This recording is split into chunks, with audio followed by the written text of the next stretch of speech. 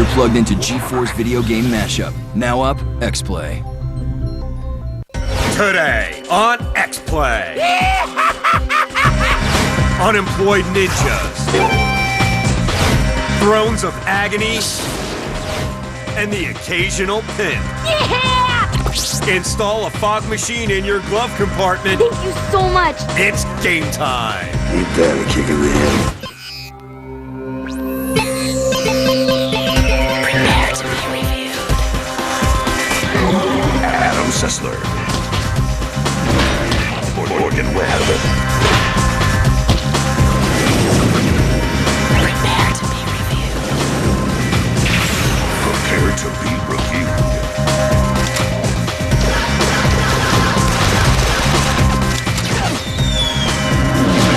This is X-Play. Hello and welcome to X-Play. X-Play is to informational television what Lauren Green is to Starship Captains. Not the best, but will do. Today, what we'll do is review video games, and those games include, but are not limited to, Pimp My Ride. That's a game based on a popular MTV series about putting fish tanks places they really shouldn't be. And we give you a first look at Dewey's Adventure, a thrilling action game based on the life of library classification innovator Melville Dewey. And we'll review Dungeon Siege Throne of Agony, a game that is about exactly what you think it's about. But we begin in the grittier, more realistic world of ninjutsu, where every black-clad assassin is just doing his or her best to keep a job and make enough to get some rice gruel in their belly. It's a cold world for a cold-blooded killer. Here's a review of Izuna, Legend of the Unemployed Ninja. Picture this. You belong to an elite class of highly trained ninja. You're living the high life at the castle when, one day, your master decides ninja are obsolete and kicks your clan out. Suddenly, you're on the street with the leader of your clan, your surrogate sister, and an insufferable boob who fancies himself a ninja. Who will take in your band of stealthy warriors now? This is the problem facing the titular character in Izuna, Legend of the Unemployed Ninja for the DS. Once your clan finally settles down, Izuna promptly purloins the parochial pendant that keeps the gods in line. The only way to set things to rights is to fight through a series of dungeons in order to appease the gods. You play Izuna herself, a cocksure 16-year-old raised as a ninja. Sure, she's got the attitude, but does she have the skills to pay the bills? Especially the bills at the inn, which are getting quite high. No more sake for you, grand boss. Izuna starts the game with nothing but her fists and a chip on her shoulder. The game progresses slowly at first. With no weapons or equipment, she's monster fodder early on. If you die down in the dungeons, you lose everything. Money, items, and self-respect. The one thing you don't lose is experience, and as Izuna levels up, she's able to hit harder and go deeper into the dungeons. Gameplay does require some getting used to. Though it might look like it at first, Izuna doesn't progress in real time. It's a turn-based game in which every move you make is countered by your enemies. Until you learn how to evade monsters, you can easily find yourself cornered by them. At times, this makes plotting your footwork more tricky than Indiana Jones working his way to the Holy Grail. As you advance, you find weapons and gear which scale up in power. There are a variety of talismans you can use in different ways, offensively against monsters or applied to weapons and equipment for bonuses. Boni? Enhancements. Additionally, you can collect fire pills, caltrops, shurioken, enough items to outfit the entire Foot Clan, Shredder included. The game is helped by the layout of the DS. While most of the fighting takes place on the bottom screen, you keep track of your status on the top. With the lower screen uncluttered, you can see combat more clearly than Johnny Nash on a bright, sunshiny day. Most of all, Izuna, the Legend of the Unemployed Ninja, has lots of personality. I know that's what you say to your mom about the awkward girl in the corner at the Sadie Hawkins dance, but this time it's a positive. There's a great cast of wacky characters with unique voices and plenty of humor to go around. If you get tired of fighting tentaballs, you can take a quick jaunt around the village to see what your favorite townsfolk are up to. Like most dungeon crawlers, Izuna can take up a lot of time, but that's kind of the point. While you could blaze through the levels, half of the fun is discovering quirky dialogue, bizarre monsters, and powerful loot. While that doesn't overcome the difficult start of the game and heavy death penalties, it is enough to earn Izuna, the Legend of the Unemployed Ninja, a 3 out of 5. Really? We need more government programs to help ninjas to train for jobs and new careers. They have so many skills, walking in shadows, assassinating the heads of rival clans. I'm sure we could find some way of finding them jobs in the tech industry. That's liberal claptrap. Competition weeds out the weak and the underskilled. You shouldn't have to pay tax dollars to retrain someone just because they can't handle a bow staff. While Morgan and I continue to discuss the hot-button political issues of the late 80s, please enjoy this first look at Dewey's adventure. With much of its power lost, the elder tree put forth all its strength.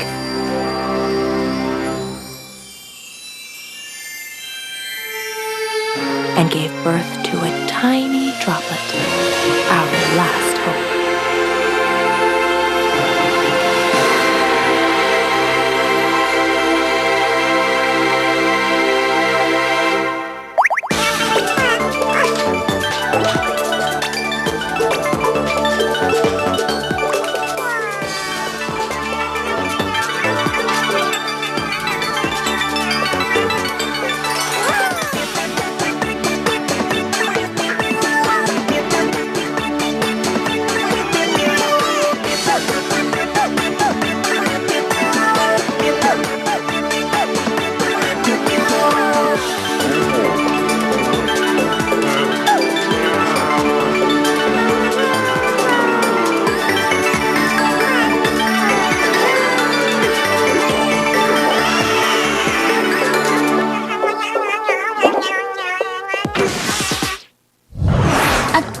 Dreamed of getting to help a droplet of water save his home. Why are they always saving their home? I realize it's emotionally resonant, but it'd be nice if they occasionally decided to save their local liquor store, the Elks Club. Or a poor, destitute, pathetic, unemployed ninja. Okay. Unemployed Ninja.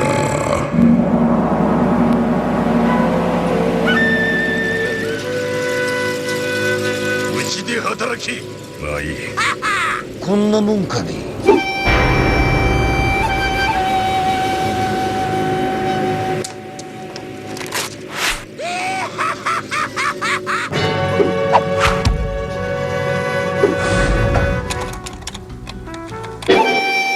Hi, I'm Billy Joe Tasker. I'm here to help you with your employment needs. Okay, great. Well, let's have a look at your qualifications. You're proficient in Cloak of Shadows, Silent Kill.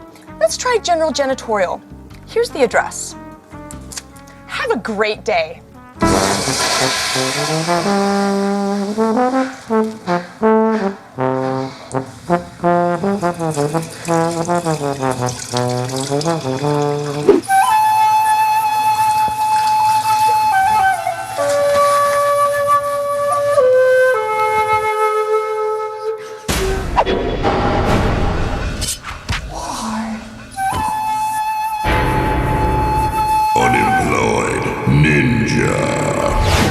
Coming up, the Unemployed Ninja on X-Play.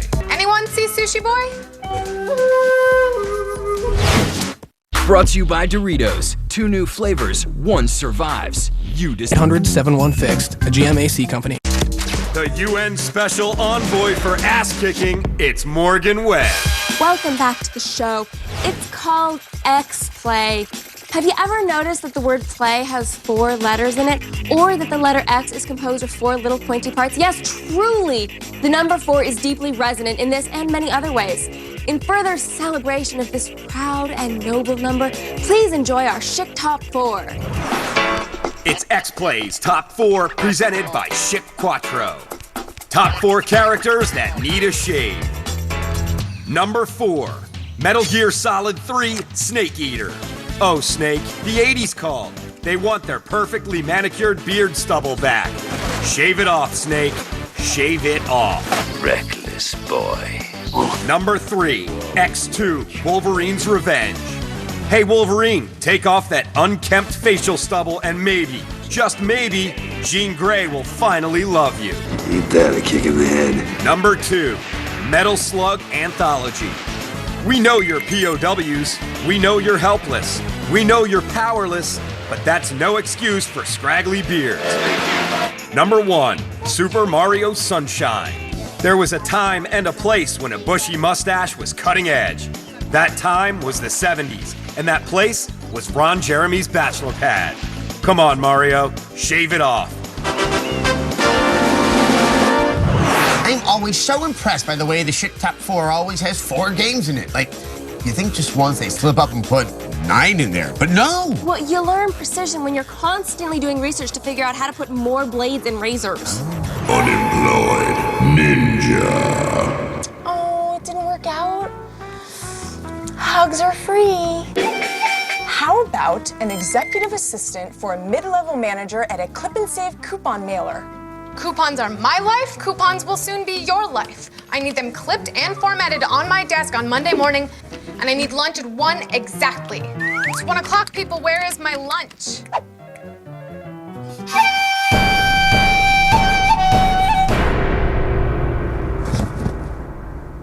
Anyone see Sushi Boy? It's 4 o'clock. I need my formatted coupon. You have to be kidding me. There's only one way to get rid of this guy. Tell me, Miss Pindova, why did you attempt to obtain a restraining order against the defendant? He was constantly disappearing. I couldn't even find him to fire him. He had no passion for coupons. It's ridiculous. And would you be able to identify the defendant in the courtroom today? He's right there. Your Honor, I move for dismissal on the grounds that my client never existed. You! Scandalous. Restraining order granted. Unemployed Ninja. Up next, Dungeon Siege Throne of Agony on X-Play. It was the world, and then it was broken. 800-951-1732. Call now.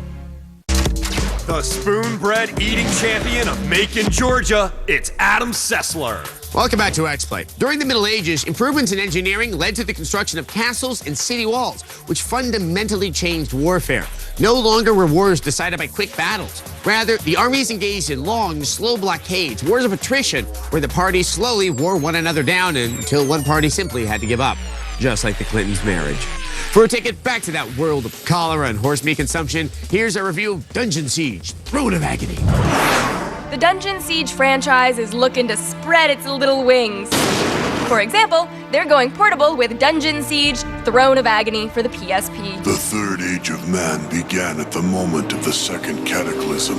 Yeah, there's not much of a story going on here. Shh, they might hear you. It's a pretty typical RPG storyline. Something about a great cataclysm and souls being freed. Same old, same old. But we're still a little confused as to what the Throne of Agony actually is.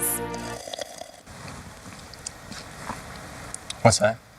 That is the Throne of Agony.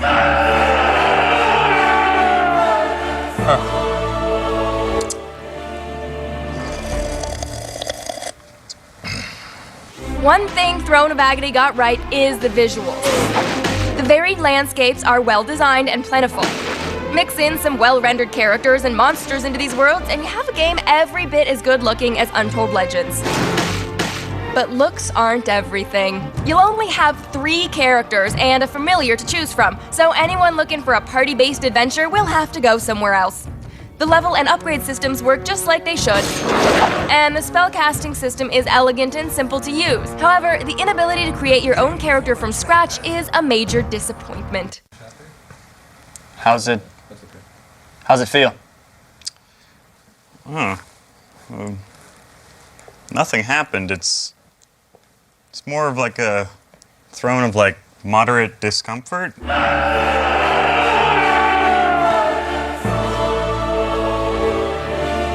I got an idea. Throne of Agony isn't the best portable RPG on the market, and it may have a few minor bugs, but with 15 plus hours of gameplay and good visuals, you can make do with what you have. What's that? That is the Throne of Agony. Did you guys just glue a spiked dildo to a chair? Throne of Agony? Yeah, whatever. Want to sit on it? Do I want to sit on a chair with a spiked dildo glued to the seat? Yes. No. No, I don't. I'll give you $5. No. 10. Dungeon Siege Throne of Agony gets a 3 out of 5. I'll give you 5. Okay. They're making a movie based on the Dungeon Siege universe. Matthew Lillard is in it, which means it will probably be bad. But Jason Statham, the transporter, is in it, which means there's an outside hope it could be good. Which is entirely undercut by the fact that it's directed by Uwe Boll, so it will definitely suck. Yeah. Unemployed Ninja. Dead guy in an action movie? Voiceover actor? Shark hunter? Gunsmithing? Hugs are free. I have a position available as an MC in a really charming theater downtown. What do you say? Last chance. Hey, all right. Jesus, haven't seen you in a while. You look a little cross, huh? Oh, Jesus, what's this I heard about the Holy Ghost? It means you shouldn't tailgate me after I've had a bean burrito. You know what they say about redheads? Bob boom! Even down to the burning bush. What's this I hear about you moving in this? Amen? Smack. Jesus. Need help?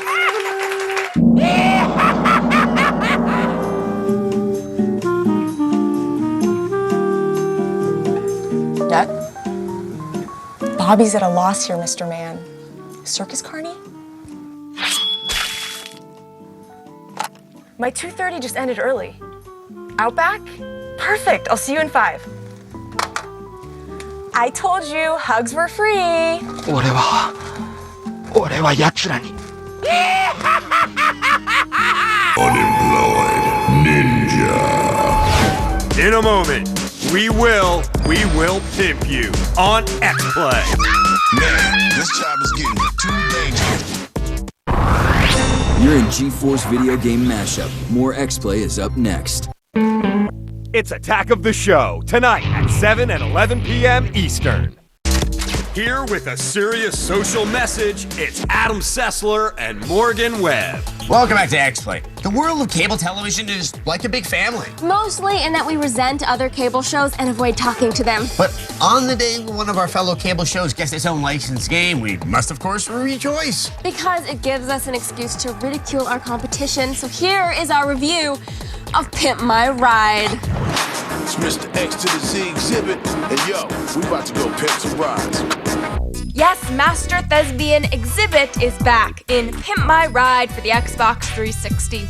Marcia, I'm here to pimp your ride, homegirl. Yeah! The game takes place in a fictional metropolis called Pimp City. Pimp City's pretty tight. Yes, it's really called Pimp City. How does that work exactly? Do you have to be a pimp in order to live in Pimp City? Are you telling me that this slouched mental patient is a pimp? And if everyone is a pimp, then who exactly is getting pimped? You officially been pimped. Oh. Here's how the game works. You earn money by collecting cash icons, hollering at repetitively dressed fans, and most improbably, running head-on into other cars. How does that earn me money? Once you've saved up some Skrilla, you drive to prospective pimpies' houses and check out their broken-down wheels. You get in a fight with an electric sander? Is it just us, or do these wannabe actors freak out a little bit too much? Man, this job is getting too dangerous. Wow, you need some serious mood stabilizers. Oh my God! Oh, shut up already. You take their car and drive it around to different shops in the city. Get a nice new paint job at the body shop. Or pick up a banging stereo. Or install, well, you know, a portable fashion runway. Yes, they just put a runway in the back of a pickup truck. You're given a limited time to drive to different shops, and when the clock runs out, you show your contestant what you've done. Oh my God, this is so dope. Then they choose between your work and that of a rival body shop. It's decision time. What's it gonna be? If they pick yours, you get to go on to the next level and inform the nutcase that they've been pimped. You officially been pimped. Is that a good thing? There's one more thing. You've officially been pimped. Thanks. The real shame is that the game provides an attractive, sprawling city and then gives you almost nothing to do in it. Here we go. And the steering is surprisingly awful. It feels like you're driving a Zamboni over a margarine rink. You know, it's true. It actually is pretty hard out there for a pimp, especially if you have to make a right turn. And like any good next-gen title, this one features a mini-game where you can ghost ride the whip. Yes, it's as dumb as it looks. From every indication, you'd think this was a budget title, and you'd be wrong. Admission to Pimp City will set you back $50. Are you kidding us, MTV? People should get paid for watching this blatant advertisement. All right, I've seen more than enough. So have we. Pimp My Ride gets a 2. out of 5. Come on, let's take a closer look. To make the show even more magical, let's throw in an X-Play replay. Izuna, Legend of the Unemployed Ninja, got a 3 out of 5 because it's funny, but the dungeon crawling gets repetitive. Dungeon Siege Throne of Agony got a 3 out of 5 because it's got good graphics for a PSP, but it dumbs down the content. Pimp My Ride got a 2 out of 5 for bad driving, a city wholly devoid of action, and the most egregious co-option of hip-hop culture since Marky Mark formed the Funky Bunch. Speaking of good vibration and sweet sensation, it's time for Video Viewer Mail.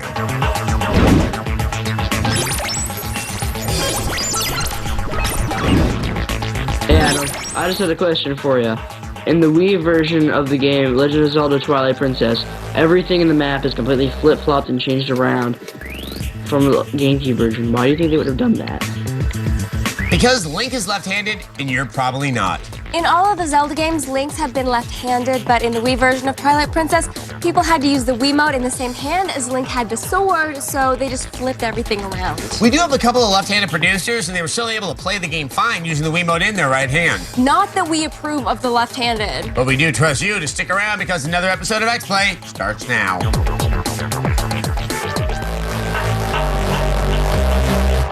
Today on X-Play. It's an army of red giants!